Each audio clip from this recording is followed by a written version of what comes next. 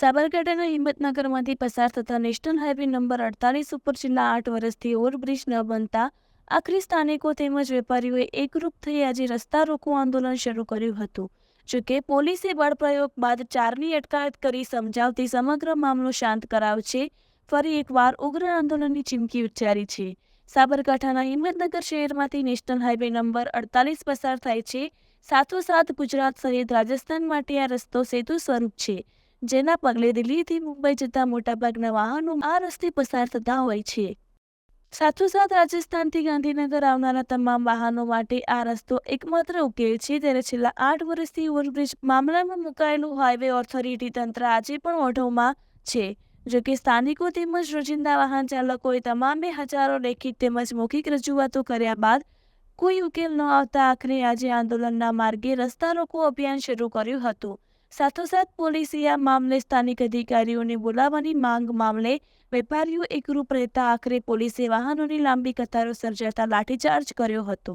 જોકે સ્થાનિકોની માંગ અંતર્ગત હજુ સુધી કોઈ ચોક્કસ પગલાં ન લેવાતા આખરે આંદોલનનો માર્ગ અપનાવ્યો છે. અહીંયા સરકારી જીન હિંમતનગરની આવેલી છે. અહીંયા 4 રસ્તા પડી રહ્યા છે. બાજુમાં હોસ્પિટલો આવેલી છે, મેડિકલ કોલેજ આવેલી છે. વારંવાર રજૂઆત કરવા છતાં કોઈ પણ નિકાલ નથી આવતો. મારી વિનંતી છે સરકારને કે તાત્કાલિક ધોરણે નિકાલ લાવે. કારણ એ કે બાજુમાં હોસ્પિટલો આવેલી છે. સિરિયસ જેટલા હોય, આજુબાજુના દર્દીઓ આવતા હોય, અકસ્માતના કેસ આવતા હોય, પરંતુ સરકારને કંઈ પડી નથી એવું લાગી રહ્યું છે અમને. જો નિકાલ નહીં આવે તો અમુક ટૂંક સમયની અંદર અહીંયા જ ઊંઘાશું, અહીંયા રાતના ખાટલા પાઠવીશું. મોદી સાહેબ આવે, માન્ય સીએમ સાહેબ આવે, માન્ય કોઈ મિનિસ્ટર આવે તો રોડ બની જતા હોય તાત્કાલિક ધોરણે, પણ આ રોડ નથી બનતા. કારણ એ કે અહીંયા પ્રજા ગાંડી છે એટલે રોડ નથી બનતા. અને તમે વારંવાર અમે જોઈએ છીએ કે 108 ફસાતી હોય, હમણાં ફાયર બ્રિગેડ ફસવાની, હમણાં એક બેન પડી. તમે જો પોલીસની ગાડીઓ પણ અહીંયા કન્ટેનરો પડતી હોય તો મારી વિનંતી છે કે તાત્કાલિક ધોરણે નિકાલ કરે. ખડિયોલ રોડ રણાસણ સુધીના 30 થી 35 ગામનો જોડતો માર્ગ છે. એક બાજુ આખું સિટી છે, સિટી જોડેની કનેક્ટિવિટી છે.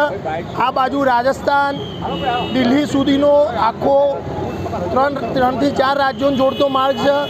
તેનું 8 વર્ષથી આની આ જ પરિસ્થિતિ છે. એક બાજુ સિવિલ છે, આ બાજુની બાજુ લગભગ 101 દવાખાના હોસ્પિટલો છે.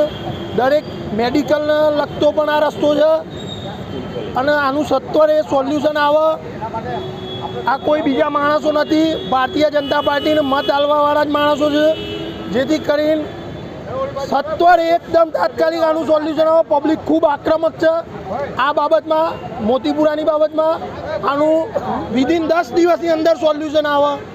મહેરબાની કરીને 2 હાથ જોડીને. આજે કયા પ્રકારનો વિરોધ કરવામાં આવે છે? કેટલા સ્થાનિકો અત્યારે હાલ વિરોધમાં જોડાયા? વિરોધમાં 500 થી 700 વેપારીઓ, 3-4 ગામના 100 લોકો જોડાયા છે અને આના આગળ જતાં અમે ઉગ્ર આંદોલન કરીશું જો આનો સત્વરે નિવારણ નહીં આવે તો. એક અમૂળ વાત એવી છે કે નીતિન જે સહકારી જીન નેશનલ હાઈવે 8 ઉપર જે ચક્કાજામ થયો તેમાં લોકોને અત્યારે હાલ ખૂબ જ હાલાકી થઈ રહી છે.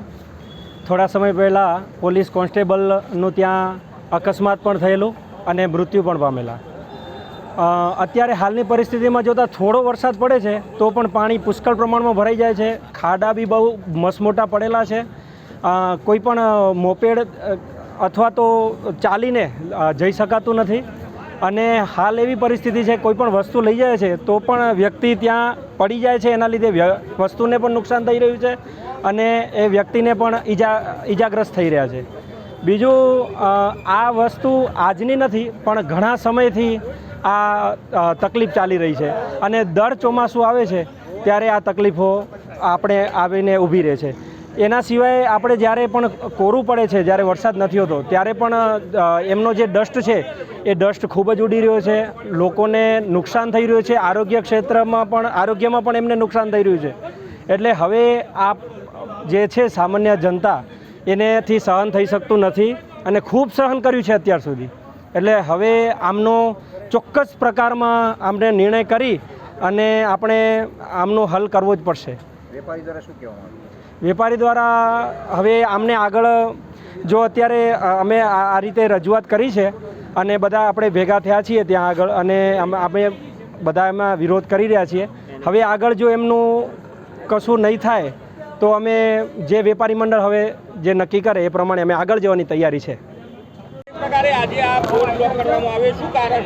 મૂળ કારણ એ છે કે આ બ્રિજની અંદર બિન બાદલ વરસાદનો આ એક તળાવ મોટો સમુદ્ર જેવું ભરાઈ ગયું છે, જેમાં કેટલાય લોકો આવતા જતા પડે છે. નાની દીકરીઓ બાળકીઓ સ્કૂલે જતા આવતા પડે. હમણાં 2 જણા તો મરતા રહી ગયા ગાડીના ટાયર નીચે પડીને. દરેકના મોબાઈલો 8 થી 10 મોબાઈલો પાણીમાં પડેલા છે. હોસ્પિટલો આ સમસ્યા છેલ્લા 8 વર્ષથી ચાલે છે. દર ચોમાસામાં જ્યાં પાણીનો નિકાલ કરવાનો, નિકાલ નહીં કરવાનો, એ જગ્યાએ બીજે બધે માટીને મટીરિયલ નાખી કપચીને ગ્રીટો નાખીને ટેકરા બનાવે છે, એટલે ઝીલ મોટી બનતી જાય છે તો પાણીનો નિકાલ નથી થતો. અને હોસ્પિટલો આજુબાજુમાં આખો રોડ ઉપર એકલી હોસ્પિટલો આવેલી છે અને આ સરકારી તંત્રની છે અને નેશનલ હાઈવે ઓથોરિટીની જવાબદારી છે. આજે એ જ પોતાની જવાબદારી નિભાવતા નથી અને આજે વારંવાર મુશ્કેલીઓ. આજે લોકોની જો દશા જો ઢીચણ સમાણા પાણી છે, એટલા ખાડા છે, 2 વ્હીલરવાળા નીકળી નથી શકતા. હાઈવે ઓથોરિટીની રજૂઆત કરવામાં આવી હતી. કેટલી વાર ધારાસભ્યશ્રી, સાંસદ સભ્યશ્રી દરેક જગ્યાએ રજૂઆતો થયેલી છે. આજે કયા પ્રકારનો વિરોધ કરવામાં આવ્યો? આ ફક્ત પાણીનો નિકાલ કરી, રસ્તાનો નિકાલ કરે, પબ્લિક હેરાન ના થાય, કેમ કે લોકો પડે છે. અત્યાર સુધી 2 થી 3 જણા હમણાં મરી ગયા ગાડી નીચે આવી.